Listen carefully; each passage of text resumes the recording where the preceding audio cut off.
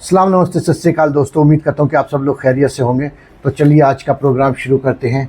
आखिर ये शख्स कौन? वो इंजीनियर है, वो टीचर है, वो गेम डेवलपर है, आखिर ये है कौन? और इसकी ट्रम्प के साथ क्या दुश्मनाई थी? ये शख्स ट्रम्प के प्रोग्राम में हथियार लेकर क्यों पहुंचा? वो भी दुनिया की सबसे सिक्योर जगह पर, जहाँ एक परिंदा भी पर नहीं मार सकता, जहाँ आप एक नेल कटर, एक छोटा सा नाइफ, कुछ भी लेकर नहीं जा सकते, वहाँ ये शख्स कैसे हथियार लेकर पहुंच गया? तो चलिए शुरू करते हैं आइए आज इसके बारे में कुछ जानकारी हासिल करने की कोशिश करते हैं। ये शख्स टीचर, इंजीनियर है, गेम डेवलपर है, आखिर क्या? कई तरह की डिग्रियां इस शख्स के पास है, बेइंतहा काबिल आदमी है। फिर ये शख्स आखिर ट्रम्प के कार्यक्रम में हथियार लेकर क्यों पहुंचा और कैसे पहुंचा? सबसे बड़ा सवाल तो ये है, इस इरादे से ये वहां पहुंचा। आइए जानते हैं कोल थॉमस एलन के बारे में। जो जानकारी आ रही है, जो तस्वीरें आ रही हैं, ये देखकर, ये सुनकर आप बेइंतहा हैरान रह जाएंगे। सवालों का एक पहाड़ खड़ा हो जाएगा कि आखिर ये शख्स हथियार लेकर ट्रम्प जिस हॉल में मौजूद थे उस हॉल की तरफ क्यों जा रहा है? इस शख्स की क्या कहानी है? इसकी ट्रम्प के साथ क्या दुश्मनी है? क्या ये ईरान का आदमी था? इस शख्स का मकसद क्या था? आखिर दुनिया के सबसे सुरक्षित कार्यक्रम डोनाल्ड ट्रंप के प्रोग्राम में आखिर ये शख्स हथियार लेकर पहुंच कैसे गया? वहां पर कोई परिंदा भी पर नहीं मार सकता, आखिर उस जगह पर ये शख्स हथियार लेकर कैसे पहुंचे? इन सब जानकारियों के अलावा एक जानकारी और आ रही है कि अमेरिकन संवाददाताओं के द्वारा एक कार्ड शेयर करा जा रहा है। ये एक इन्विटेशन कार्ड है जो कि संवाददाताओं को दिया गया था हिल्टन होटल के उस कार्यक्रम में पहुंचने के लिए जहां ट्रम्प मौजूद थे। उस कार्ड को शेयर करने वाले संवाददाता ने लिखा कि लॉबी तक जाने के लिए सिर्फ इस कार्ड को दिखाने की जरूरत थी, वहाँ कोई खास चेकिंग ना ही कोई स्क्रीनिंग हो रही थी। तो सबके दिलों में एक सवाल तो जरूर उठता है कि ऐसे जहाँ पर ट्रम्प खुद मौजूद हो, वहाँ पर ऐसा प्रोग्राम क्यों था, ऐसा इंतजाम क्यों था कि सिर्फ एक छोटा सा कार्ड दिखाकर आप अंदर एंट्री कर सकते हैं? जहाँ कोल थॉमस एलिन को जानने वाले लोग बेइंतहा शौक में हैं, हैरान हैं कि वो शख्स ऐसी हरकत कैसे कर सकता है कि वो अमेरिकन प्रेसिडेंट को टारगेट करने पहुंच गया।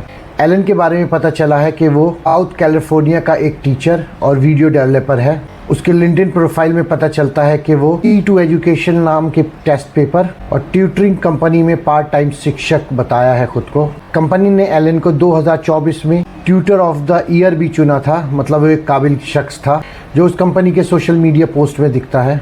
उसने साउथ पासाडेना की IJK कंट्रोल नाम की कंपनी में एक मैकेनिकल इंजीनियर के रूप में भी काम करा है। उसके बाद कुछ दिनों तक कैलिफोर्निया इंस्टीट्यूट ऑफ टेक्नोलॉजी में टीचिंग असिस्टेंट भी रहा है। उसने 2014 में कैलिफोर्निया टेक्निकल यूनिवर्सिटी से 2014 में मैकेनिकल इंजीनियरिंग में डिग्री प्राप्त की थी और पिछले साल इसी यूनिवर्सिटी से मास्टर्स की डिग्री कंप्यूटर साइंस में हासिल करी। अपने स्टूडेंट लाइफ में उसके बारे में न्यूज़पेपर में काफ़ी अच्छी खबरें छपी हैं, जिसे एक खबर में बताया गया है कि उसने व्हील चेयर के लिए प्रोटोटाइप इमरजेंसी ब्रेक भी डेवलप किया था और उसके इस काम के लिए उसको बहुत प्रोत्साहन भी मिला था। CCN के मुताबिक उसके घर के बाहर FBI एजेंट जमा है। ये घर एलन से जुड़ा बताया जा रहा है। उसके घर को चारों तरफ से घेर लिया गया है, वहाँ बैरिकेडिंग कर दी गई है, वहाँ बहुत से रिपोर्टर मौजूद हैं और लगातार उसके बारे में नई जानकारी हासिल करने की कोशिश कर रहे हैं। उसके एक पड़ोसी ने भी ये भी बताया कि उन्हें ये नहीं पता कि एलन यहाँ रहता भी है या नहीं, उन्होंने उसे काफ़ी दिन से वहाँ देखा नहीं। उनके पड़ोसियों ने उसके परिवार की काफ़ी तारीफ करी कि वो बहुत अच्छे लोग हैं और काफ़ी मिलनसार लोग भी हैं उसके परिवार वाले। एलन अमेरिकन एजेंसीज के कब्जे में है, लेकिन उसके बारे में जानकारी जुटाने के लिए सारी secret services, American secret services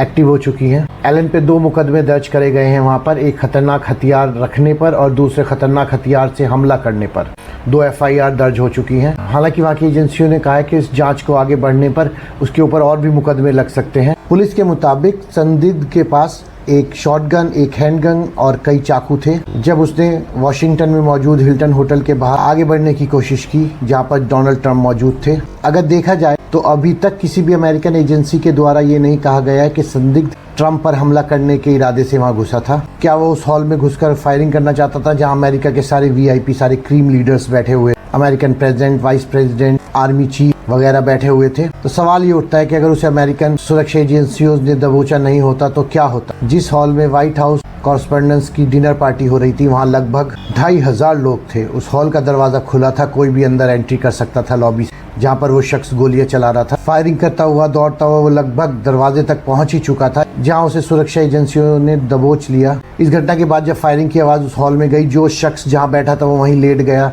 कुर्सियों के नीचे, मेज के नीचे। इसमें उस हॉल में बहुत ज़्यादा पैनिक क्रिएट हो गया था। काफ़ी देर तक वहाँ अफरा तफरी का माहौल रहा, हर आदमी परेशान था, हर आदमी डरा हुआ था। आज की डेट में अमेरिका का हर रिपोर्टर, करीब हर रिपोर्टर एलन के अतीत और वर्तमान के बारे में जानकारी निकालने में लगे हुए हैं। इस हमलावर एलन के बारे में ये भी पता चला कि 2019 में उसने बोडम नाम के गेम का ट्रेडमार्क रजिस्टर्ड कराया था। ये एक ऑटोमेटिक फाइटिंग गेम है जिसे स्ट्रीम नाम के ऑनलाइन गेम प्लेटफॉर्म पर रिलीज करा था। वेबसाइट पर इस गेम को skill based non violence asymmetrical fighting game बताया गया है जो एक केमिस्ट्री मॉडल से प्रेरित है। इसे बुलेट ट्रेल और रेसिंग गेम का कॉम्बिनेशन कहा गया है। एलन की प्रोफाइल देखकर एक बात तो पता चलता है कि वो एक बहुत प्रतिभाशाली इंसान है, लेकिन वहीं दूसरी तरफ सोचा जाए तो वो हिंसा करने के इरादे से डोनाल्ड ट्रंप के प्रोग्राम में क्यों पहुंचा, ये एक बहुत सोचने वाली बात है। वॉशिंगटन के हिल्टन होटल में हुई इस गोलाबारी के बारे में कुछ घंटों बाद ही एलन की एक तस्वीर बहुत वायरल होने लगी जिसमें वो आईडीएफ के लोगों वाला एक टी शर्ट पहने हुए है।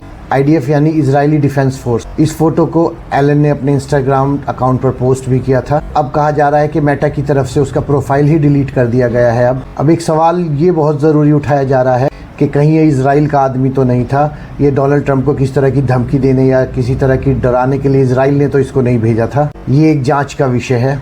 ईरान के मीडिया हाउस ने भी तस्वीर को शामिल करते हुए जानकारी दी। गूगल ट्रेंड में ये भी पता चल रहा है कि फायरिंग से पहले भी एलन का नाम काफ़ी बार सर्च करा गया था। आखिर सच्चाई क्या है ये तो जांच के बाद ही पता चल पाएगा। हो सकता है कि वो मानसिक रूप से कुछ बीमार भी। उम्मीद करता हूँ कि आपको आज का हमारा प्रोग्राम ज़रूर पसंद आया होगा।